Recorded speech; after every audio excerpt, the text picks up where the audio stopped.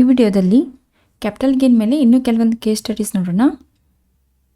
ಇಲ್ಲಿ ಫಸ್ಟಿಗೆ Ankita of Bengaluru furnishes the following information for the previous year 1920 in connection with the capital asset. ಇಲ್ಲಿ year of purchase ಕೊಟ್ಟಿದ್ದಾರೆ, cost of purchase, year of sale, selling price, selling expenses ಇದು ಕೂಡ ಕೊಟ್ಟಿದ್ದಾರೆ. So ಇಲ್ಲಿ year of purchase ಇರೋದು 2003 and 4. So this is the cost of acquisition. So sale consideration ಕೂಡ ಕೊಟ್ಟಿದ್ದಾರೆ. She purchase a new residential house for ₹5 lakh on 1/3/2019. The cost inflation index ಕೂಡ ಕೊಟ್ಟಿದ್ದಾರೆ 3, 4 ಮತ್ತು 1920. So the question is, compute the taxable capital gain for the assessment year 2021 if the capital asset sold is residential house, jewelry and listed debentures. So ಇವು ಮೂರು suppose ನಾವು sale ಮಾಡಿದ್ದು ಬೇರೆ ಬೇರೆ asset ಇತ್ತಂದರೆ ಯಾವ ರೀತಿ ನಮಗೆ ಕ್ಯಾಪಿಟಲ್ ಗೇನ್ ಬರುತ್ತೆ ಅದನ್ನು ನೋಡಬೇಕು. ಸೊ 3 ಸಲ ಇಲ್ಲಿ ಸೇಮ್ ಅಸೆಟ್ ರೆಸಿಡೆನ್ಷಿಯಲ್ ಬಿಲ್ಡಿಂಗ್ ಇದ್ದರೆ, ಆಮೇಲೆ ಇಲ್ಲಿ ರೆಸಿಡೆನ್ಷಿಯಲ್ ಹೌಸ್ ಪರ್ಚೇಸ್ ಮಾಡಿದ್ದಾರೆ, ಇಲ್ಲಿ ನಮಗೆ ಎಕ್ಸಂಪ್ಷನ್ ಅಂಡರ್ ಸೆಕ್ಷನ್ 54 ಸಿಗುತ್ತೆ. Suppose the capital asset is jewellery, ಇಲ್ಲಿ ಜ್ಯುವೆಲರಿ ಇದ್ದು ರೆಸಿಡೆನ್ಷಿಯಲ್ ಹೌಸ್ ಪರ್ಚೇಸ್ ಮಾಡಿದ್ವಿ ಅಂದರೆ 54F ಡಿಡಕ್ಷನ್ ಸಿಗುತ್ತೆ. ದೆನ್ ಲಿಸ್ಟೆಡ್ ಡಿಬೆಂಚರ್ಸ್ ಇತ್ತಂದರೆ ಇಲ್ಲಿ ನಮಗೆ ಇಂಡೆಕ್ಸೇಷನ್ ಸಿಗೋದಿಲ್ಲ. So indexation is not allowed in case of debentures, ಇಲ್ಲಿ ನೋ ಇಂಡೆಕ್ಸೇಷನ್ ಈಸ್ ಅಲೌಯಬಲ್. ಇಲ್ಲಿ ಕೂಡ ಹೌಸ್ ಪರ್ಚೇಸ್ ಮಾಡಿದ್ದಕ್ಕೆ ಸೆಕ್ಷನ್ 54F ಎಕ್ಸಂಪ್ಷನ್ ಸಿಗುತ್ತೆ. Then case studies state the reason for getting the different taxable capital gain for the above mentioned asset is sold. So ಇಲ್ಲಿ reasons ಕೇಳಿದ್ದಾರೆ. Reason ಅಂದರೆ ಒಂದು nature of capital asset ಬೇರೆ ಇದರಿಂದ ಬೇರೆ ಬೇರೆ ಕ್ಯಾಪಿಟಲ್ ಗೇನ್ ಬರುತ್ತೆ. ದೆನ್ ಇಲ್ಲಿ ಇಂಡೆಕ್ಸೇಷನ್ ಕೂಡ ಇಲ್ಲಿ ಬರುತ್ತೆ, ಇಲ್ಲಿ 2 ಕೇಸಲ್ಲಿ ಇಂಡೆಕ್ಸೇಷನ್ ಸಿಗುತ್ತೆ. ಸೊ ಇಲ್ಲಿ ಇಂಡೆಕ್ಸೇಷನ್ ಸಿಗೋದಿಲ್ಲ, ಅದೊಂದು ರೀಸನ್ ಆಯಿತು. ಮತ್ತು ಎಕ್ಸಂಪ್ಷನ್ ಇಲ್ಲಿ 54 ಸಿಗುತ್ತೆ. ದೆನ್ 54F ಇಲ್ಲಿ ನಮಗೆ ಪ್ರಪೋರ್ಷನೇಟ್ ಎಕ್ಸಂಪ್ಷನ್ ಸಿಗುತ್ತೆ. ಸೊ ಇದೊಂದು ರೀಸನ್. ಸೊ ಈ 3 ರೀಸನ್ನಿಂದ ನಮಗೆ ಬೇರೆ ಬೇರೆ ಲಾಂಗ್ ಟರ್ಮ್ ಕ್ಯಾಪಿಟಲ್ ಗೇನ್ ಬರುತ್ತೆ. ಸೊ ಇಲ್ಲಿ 1 by 1 ನಾವು ಈಗ ಸೊಲ್ಯೂಷನ್ ನೋಡೋಣ. ಮೊದಲಿಗೆ ರೆಸಿಡೆನ್ಷಿಯಲ್ ಬಿಲ್ಡಿಂಗ್ ಇತ್ತಂದರೆ computation of capital gain for Ankita if the capital asset is residential building. So ಇಲ್ಲಿ ಸೇಲ್ ಪ್ರೊಸೀಡ್ ಎಲ್ಲದಕ್ಕೂ ಸೇಮ್ ಇಲ್ಲಿ ತಗೊಳ್ಳೋದು 11,26,000 is a sale proceed. then ಇಲ್ಲಿ ಸೆಲ್ಲಿಂಗ್ ಎಕ್ಸ್ಪೆನ್ಸಸ್ 12,000 ಕೊಟ್ಟಿದ್ದಾರೆ. ಸೊ ಇಲ್ಲಿ net sale consideration is 11,14,000. Okay, then cost of acquisition is 2,18,000. So ಇಲ್ಲಿ index number ಕೂಡ for 3, 4 index number is 109 divided by 109 into 289. So ಇದೆ indexation ಮಾಡಿದರೆ will get 5,78,000. So ಇಲ್ಲಿ ನಮಗೆ long term capital gain before exemption 5,36,000 ಸಿಗುತ್ತೆ. Okay, ಇದರಲ್ಲಿ exemption under section 54 ಸಿಗುತ್ತೆ cost of new house. ಇಲ್ಲಿ ಫುಲ್ ಎಕ್ಸಂಪ್ಷನ್ ಸಿಗುತ್ತೆ ನಮಗೆ. Cost of new house is 5 lakh rupees. Capital gain ಜಾಸ್ತಿ ಇರೋದ್ರಿಂದ ಇಲ್ಲಿ ಫುಲ್ ಎಕ್ಸಂಪ್ಷನ್ ಸಿಗುತ್ತೆ.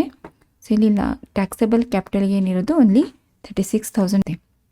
So suppose the capital asset is jewellery.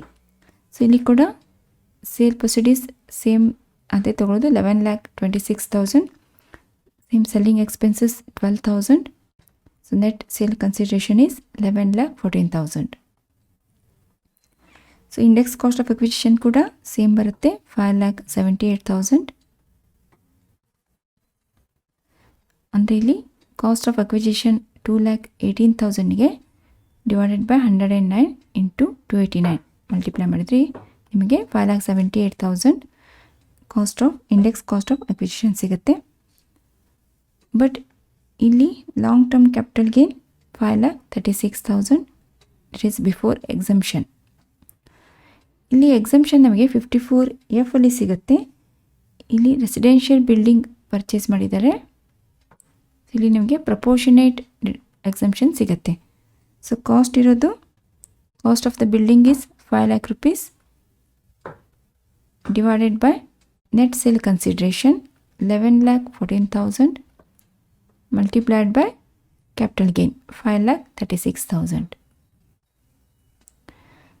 So ಇಷ್ಟು ನೀವು ಮಲ್ಟಿಪ್ಲೈ ಮಾಡಿದರೆ ನಿಮಗೆ 2,40,575 ಬರುತ್ತೆ. So taxable capital gain is 2,95,425. So this is a taxable capital gain. Suppose the asset is a listed debentures. Listed debentures ಇದ್ದರೆ ಎಷ್ಟು capital gain ಬರ್ತಾಯಿತ್ತು ನೋಡೋಣ. Sale proceed is same 11,26,000 minus 12,000 selling expenses. So net sale consideration is 11,14,000. ಇಲ್ಲಿ ನಾವು indexed cost of acquisition ತೊಗೊಳೋದಿಲ್ಲ, ಅಲ್ಲಿ direct cost of acquisition ತೊಗೋತೀವಿ. That is 2,18,000. Okay, ಇಲ್ಲಿ ಲಾಂಗ್ ಟರ್ಮ್ ಕ್ಯಾಪಿಟಲ್ ಗೇನ್ ಜಾಸ್ತಿ ಬರುತ್ತೆ ಬಿಕಾಸ್ ಇಲ್ಲಿ ಇಂಡೆಕ್ಸೇಷನ್ ಮಾಡಿಲ್ಲ ನಾವು. 8,96,000 is long term capital gain. ಇಲ್ಲಿ ಕೂಡ ರೆಸಿಡೆನ್ಷಿಯಲ್ ಬಿಲ್ಡಿಂಗ್ ಪರ್ಚೇಸ್ ಮಾಡಿದ್ದಕ್ಕೆ ಸೆಕ್ಷನ್ 54F ಅಲ್ಲಿ ಎಕ್ಸಂಪ್ಷನ್ ಸಿಗುತ್ತೆ ಪ್ರಪೋರ್ಷನೇಟ್. ಸೊ ರೆಸಿಡೆನ್ಷಿಯಲ್ ಬಿಲ್ಡಿಂಗ್ದು cost is 5 lakh rupees divided by net sale consideration is 11,14,000. So multiplied by long term capital gain 8,96,000. So ಇದನ್ನು multiply ಮಾಡಿದರೆ will get 4,02,154. Okay, so ಇಲ್ಲಿ deduct ಮಾಡಿದರೆ will get taxable capital gain 4,93,846. Okay, ಇಲ್ಲಿ 3 reason ಸಲುವಾಗಿ capital gain difference ಬಂತು. So ಇಲ್ಲಿ first ಕೇಸಲ್ಲಿ residential building purchase ಮಾಡಿ ರೆಸಿಡೆನ್ಷಿಯಲ್ ಬಿಲ್ಡಿಂಗ್ ಸೇಲ್ ಮಾಡಿ ರೆಸಿಡೆನ್ಷಿಯಲ್ ಬಿಲ್ಡಿಂಗ್ ಪರ್ಚೇಸ್ ಮಾಡೋದಕ್ಕೆ 36,000 rupees ನಮಗೆ ಕ್ಯಾಪಿಟಲ್ ಗೇನ್ ಬಂತು. ಇಲ್ಲಿ ಜ್ಯುವೆಲರಿ ಸೇಲ್ ಮಾಡಿ ರೆಸಿಡೆನ್ಷಿಯಲ್ ಬಿಲ್ಡಿಂಗಲ್ಲಿ ಇನ್ವೆಸ್ಟ್ಮೆಂಟ್ ಮಾಡಿದರೆ ಇಲ್ಲಿ ಪ್ರಪೋರ್ಷನೇಟ್ ಎಕ್ಸಂಪ್ಷನ್ ಸಿಗುತ್ತೆ. ಇಲ್ಲಿ long term capital gain will be 2,95,425. So ಇದಕ್ಕಿಂತ ಇಲ್ಲಿ ಜಾಸ್ತಿ ಕ್ಯಾಪಿಟಲ್ ಗೇನ್ ಬಂತು. ಲಿಸ್ಟೆಡ್ ಡಿಬೆಂಚರ್ಸ್ ಇತ್ತಂದರೆ ಇಲ್ಲಿ ಇಂಡೆಕ್ಸೇಷನ್ ಸಿಗೋದಿಲ್ಲ ನಮಗೆ, ಅದಕ್ಕೆ ಲಾಂಗ್ ಟರ್ಮ್ ಕ್ಯಾಪಿಟಲ್ ಗೇನ್ ಕೂಡ ಇಲ್ಲಿ ಜಾಸ್ತಿ ಬಂತು 4,93,846. ಓಕೆ, ಸೊ ಇಲ್ಲಿ quantum of taxable capital gain ಎದ್ರ ಮೇಲೆ ಡಿಪೆಂಡ್ ಆಗುತ್ತೆ. ಒಂದು ಇಂಡೆಕ್ಸೇಷನ್ ಮೇಲೆ, then exemption, then nature of capital asset ಯಾವ್ದು ಸೇಲ್ ಮಾಡಿರ್ತೀವಿ. ಸೊ ಈ 3 ಫ್ಯಾಕ್ಟರ್ಸ್ ಮೇಲೆ ಡಿಪೆಂಡ್ ಇರುತ್ತೆ. ಇಲ್ಲಿ ರೀಸನ್ ಕೇಳಿದ್ದಾರೆ, reason for the getting the different taxable capital gain. So ಈಗ ಹೇಳಿದಾಗೆ ಇಲ್ಲಿ ರೆಸಿಡೆನ್ಷಿಯಲ್ ಬಿಲ್ಡಿಂಗ್ ನಾವು ಸೇಲ್ ಮಾಡಿದ್ವಿ ಅಂದರೆ ಇಲ್ಲಿ ಇಂಡೆಕ್ಸ್ ಕಾಸ್ಟ್ ಆಫ್ ಅಕ್ವಿಜಿಷನ್ನ ತೊಗೊಂಡು ಇಲ್ಲಿ ಎಕ್ಸಂಪ್ಷನಲ್ಲಿ ಅಂಡರ್ ಸೆಕ್ಷನ್ 54 ಫುಲ್ ಎಕ್ಸಂಪ್ಷನ್ ಸಿಗುತ್ತೆ. ಸೊ ಅದಕ್ಕೆ ಕ್ಯಾಪಿಟಲ್ ಗೇನ್ 36,000 rupees ಆಗುತ್ತೆ. The same suppose the capital asset is jewellery ಇತ್ತಂದರೆ ಇಲ್ಲಿ ಕಾಸ್ಟ್ ಆಫ್ ಅಕ್ವಿಜಿಷನ್ 5,78,000 rupees ಬರುತ್ತೆ. ಎಕ್ಸಂಪ್ಷನ್ ಪ್ರಪೋರ್ಷನೇಟ್ ಇದ್ದಿದ್ದಕ್ಕೆ ಅಂಡರ್ ಸೆಕ್ಷನ್ 54F ಅಲ್ಲಿ 2,40,575 ಡಿಡಕ್ಷನ್ ಸಿಗುತ್ತೆ, ಇಲ್ಲಿ ಎಕ್ಸಂಪ್ಷನ್ ಸಿಗುತ್ತೆ. Then taxable capital gain is 2,95,425 ನಿಮಗೆ ಟ್ಯಾಕ್ಸೇಬಲ್ ಕ್ಯಾಪಿಟಲ್ ಗೇನ್ ಸಿಗುತ್ತೆ. ದೆನ್ ಲಿಸ್ಟೆಡ್ ಡಿಬೆಂಚರ್ಸ್ ಇರೋದ್ರಿಂದ ಇಲ್ಲಿ ಇಂಡೆಕ್ಸ್ ಕಾಸ್ಟ್ ಆಫ್ ಅಕ್ವಿಜಿಷನ್ ಇಲ್ಲಿ ನಾಟ್ ಪರ್ಮಿಷಬಲ್, ಇಲ್ಲಿ ಇಂಡೆಕ್ಸೇಷನ್ ಸಿಗೋದಿಲ್ಲ, ಅದಕ್ಕೆ ಇಲ್ಲಿ ಕ್ಯಾಪಿಟಲ್ ಗೇನ್ ಜಾಸ್ತಿ ಬರುತ್ತೆ. ಎಕ್ಸಂಪ್ಷನ್ 4,02,154 ಸಿಗುತ್ತೆ. So taxable capital gain is 4,93,846. Okay, ಈಗ ನೆಕ್ಸ್ಟ್ ಪ್ರಾಬ್ಲಮ್ ನೋಡೋಣ. Ms. Bhandari of Mangalore furnishes you the following information for the previous year 1920 in a connection with a capital asset which may be residential house, agriculture land, jewelry. So ಇಲ್ಲಿ 3 type asset ಕೊಟ್ಟಿದ್ದಾರೆ. So ಅದೇ ರೀತಿ ಈಗ last problem ಏನು sale ಮಾಡಿದ್ವಿ ಅದೇ ರೀತಿ, but ಇಲ್ಲಿ ಅಗ್ರಿಕಲ್ಚರ್ ಲ್ಯಾಂಡ್ ಕೊಟ್ಟಿದ್ದಾರೆ ಇನ್ಸ್ಟೆಡ್ ಆಫ್ ಡಿಬೆಂಚರ್. ಡಿಬೆಂಚರ್ಸಲ್ಲಿ ನಮಗೆ ಇಂಡೆಕ್ಸೇಷನ್ ಸಿಗ್ತಾ ಇರಲಿಲ್ಲ, ಬಟ್ ಅಗ್ರಿಕಲ್ಚರ್ ಲ್ಯಾಂಡಲ್ಲಿ ಇಂಡೆಕ್ಸೇಷನ್ ಸಿಗುತ್ತೆ. ದೆನ್ ಇಲ್ಲಿ particular of asset, year of purchase, cost of purchase, year of sale, selling price, then selling expenses ಕೂಡ ಕೊಟ್ಟಿದ್ದಾರೆ. She purchase a residential house for ₹10 lakh on 1/3/2020. So ಇಲ್ಲಿ before period 3 yearsಗಿಂತ ಮುಂಚೆ ಇಲ್ಲಿ residential house purchase ಮಾಡಿದ್ದಾರೆ.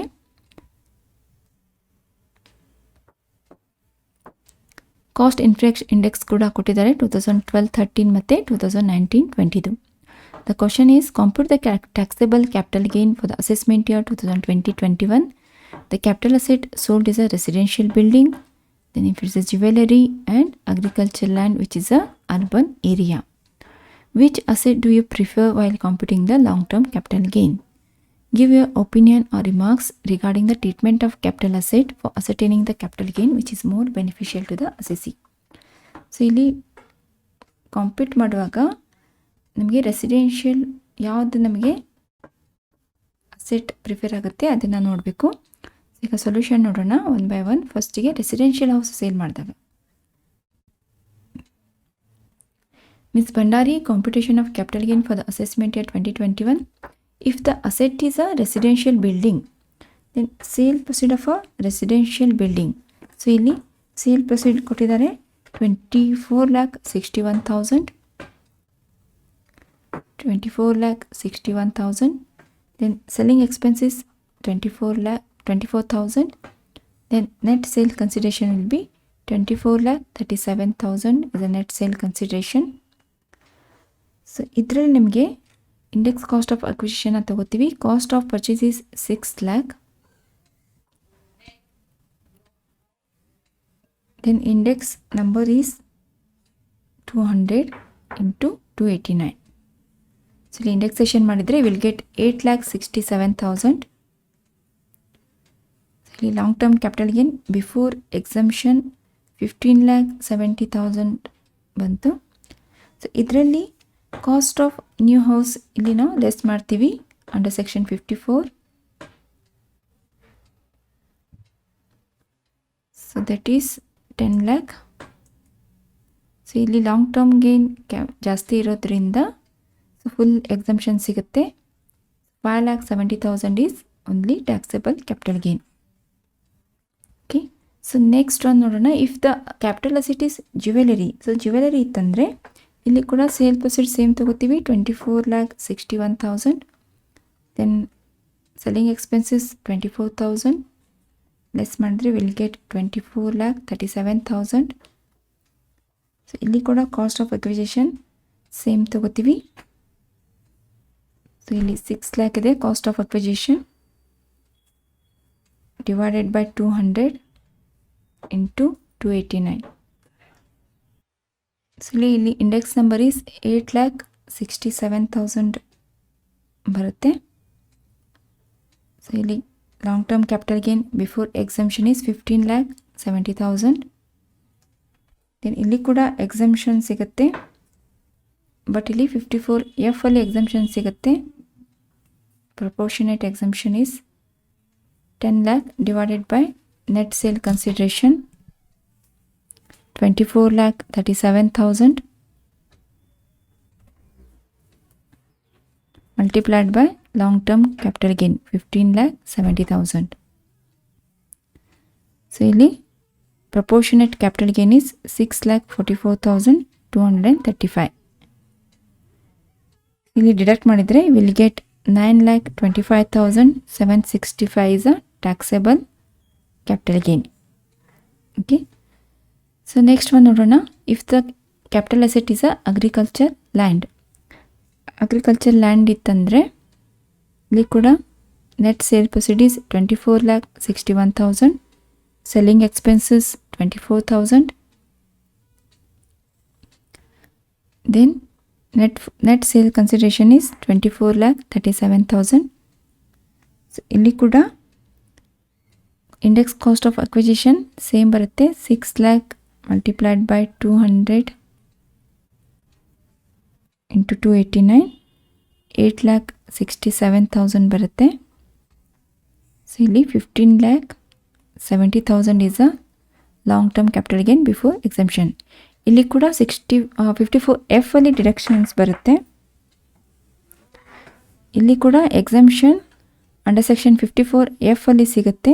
Cost of residential house is 10 lakh divided by net sale consideration 24,37,000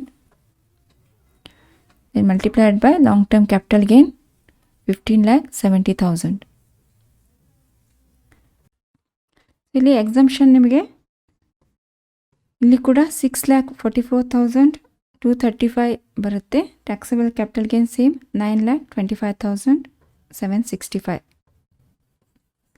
ಇಲ್ಲಿ ಕೂಡ same capital gain ಬರುತ್ತೆ. ಸೊ ಇಲ್ಲಿ ಫಸ್ಟ್ಗೆ ನಮಗೆ ರೆಸಿಡೆನ್ಷಿಯಲ್ ಬಿಲ್ಡಿಂಗ್ ಸೇಲ್ ಮಾಡಿ ರೆಸಿಡೆನ್ಷಿಯಲ್ ಬಿಲ್ಡಿಂಗಲ್ಲಿ ಇನ್ವೆಸ್ಟ್ಮೆಂಟ್ ಮಾಡಿದರೆ taxable capital gain is 5,70,000. Then ಜ್ಯುವೆಲರಿಯಲ್ಲಿ 9,25,765 ಬರುತ್ತೆ. ದೆನ್ ಅಗ್ರಿಕಲ್ಚರ್ ಲ್ಯಾಂಡಲ್ಲಿ ಕೂಡ 7,25,765 ಕ್ಯಾಪಿಟಲ್ ಗೇನ್ ಬರುತ್ತೆ.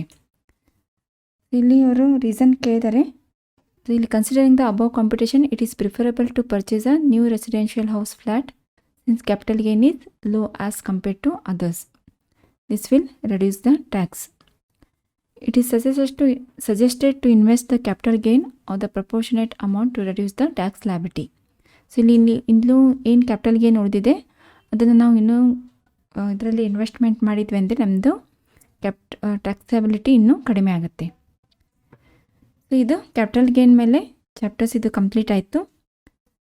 ಸೊ ನೆಕ್ಸ್ಟ್ ವಿಡಿಯೋದಲ್ಲಿ the next head of the income it's a income from other source ಆ ಚಾಪ್ಟರ್ಸ್ ನೋಡೋಣ. ಸೊ ಅಲ್ಲಿವರೆಗೂ ಇದನ್ನು ಫಸ್ಟ್ಲಿಂದ ಎಲ್ಲ ವಿಡಿಯೋಸನ್ನ ಕ್ಯಾಪಿಟಲ್ ಗೇನ್ ಇನ್ನೊಂದು ಸರ್ತಿ ರಿವೈಸ್ ಮಾಡ್ಕೊಳ್ಳಿ.